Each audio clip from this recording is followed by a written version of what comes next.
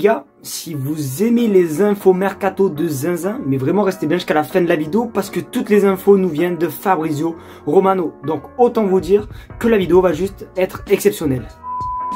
Salut à tous les amis, j'espère que vous allez bien. Écoutez, moi ça super puisqu'il y a des trop bonnes nouvelles concernant le mercato du Barça. Comme j'ai dit il y a quelques secondes, toutes les infos pratiquement nous viennent de Fabrizio Romano. Et vous savez qui est Fabrizio Romano, je n'ai pas besoin de vous détailler. Donc honnêtement, on va vivre une vidéo juste exceptionnelle. Restez bien jusqu'à la fin de la vidéo car oui, ça fait 3 ans les amis que je vous partage tous les jours l'actualité du FC Barcelone. Donc si toi, derrière ton écran, tu es fan du Barça, tu es fan un petit peu des vidéos actualités, etc. Ben n'hésite pas à t'abonner et à me soutenir puisque voilà, tous les jours on est en vidéo et bon voilà, tu vois, ça prend un petit peu de temps, donc n'hésitez pas à me le faire savoir en mettant, comme je vous l'ai dit, un petit pouce bleu ou vous abonner. Donc sur ce, je vais arrêter de parler puisque je vous ai présenté la vidéo, j'arrête de parler, on passe intro et on commence par l'info numéro 1, c'est parti.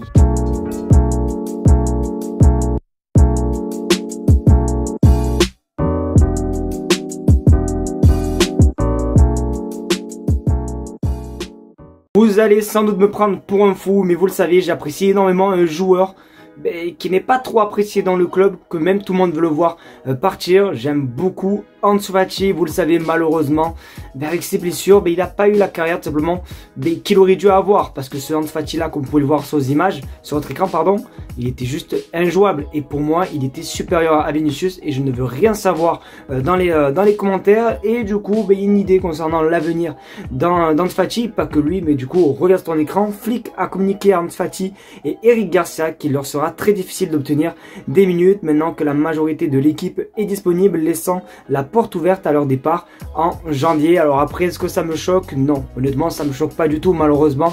Et moi je suis toujours derrière Ansu Fati, je me dis allez là cette fois-ci c'est la bonne, et à chaque fois ce qui se passe c'est qu'il se pète. Et après pour Eric Garcia c'est un petit peu aussi, je pense, compréhensible, puisqu'on va retrouver des Ronald Araujo, on retrouve aussi des Christensen, etc. Donc forcément ça va être très compliqué de prendre sa place. Déjà que Christensen et Araujo, ça va être dur de prendre la place à Inigo Martinez et à Paco Barci. Alors Eric Garcia, je vous en parle pas du tout, donc voilà, en tout cas ces infos sont un petit peu logiques, mais j'ai un petit peu de peine pour notre Ansu Fati, malheureusement. C'était un prince les amis, je m'en souviens à ses débuts, c'était juste exceptionnel. Il a suffi juste d'une grosse blessure face au Real Betis Séville pour tout niquer, donc franchement je suis juste dépité. N'hésitez pas à me dire ce que vous pensez les gars dans les commentaires.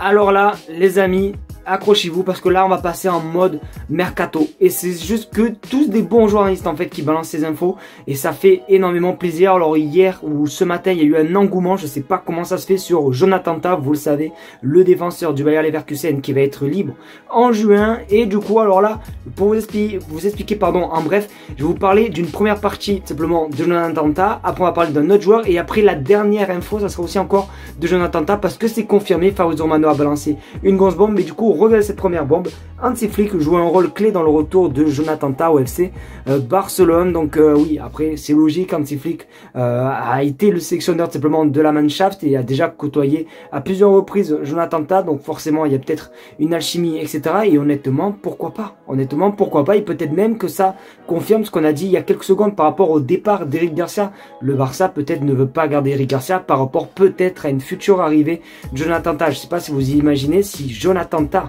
venait au Barça, on aurait une défense, sachant que je crois qu'il a que 28 ans, il est super grand, etc. C'est un défenseur super solide, donc honnêtement ça peut être un très bon joueur pour le Barça. Et c'est ce qui est bien, c'est qu'il y a quelques saisons, il y a peut-être 2-3 saisons, on se plaignait de la défense parce que on n'avait pas une assez bonne défense.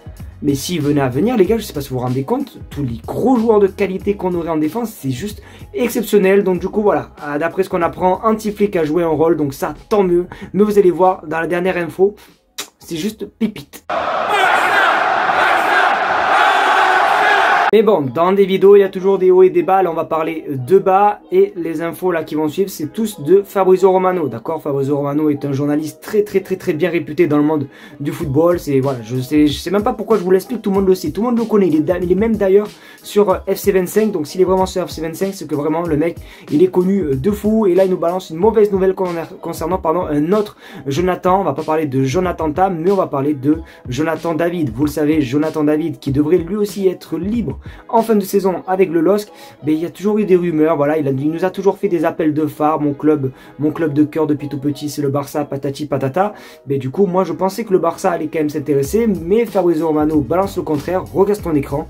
Pour le moment le Barça n'est pas en négociation avec Jonathan David. Or, ça veut strictement rien dire les amis, nous sommes qu'actuellement en décembre et c'est vrai que les négociations, je crois, pour des joueurs agents libres, on peut les commencer à négocier avec eux à partir de janvier, ce qui veut dire qu'il nous reste encore littéralement un mois avant de pouvoir bien s'attaquer sur le dossier. Donc moi honnêtement ça me choque pas. Après j'espère qu'en tout cas le Barça eux vont faire le nécessaire, parce que Jonathan David, les gars, je sais pas vous, mais honnêtement je prends tous les jours. Hier tu nous parlais d'un Victor Gyökeres et compagnie, ça sert à rien de penser à ces joueurs comme ça, ils sont trop chers.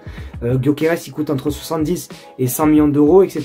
Et je pense pas que le Barça va claquer cette somme sur un attaquant, alors qu'on a un joueur comme Jonathan David qui a toujours rêvé de jouer au Barça et qui en plus est efficace gratuitement les gars. Honnêtement il faut faire le coup, donc j'espère qu'en tout cas le Barça va négocier en janvier, mais pour l'instant faut pas s'inquiéter.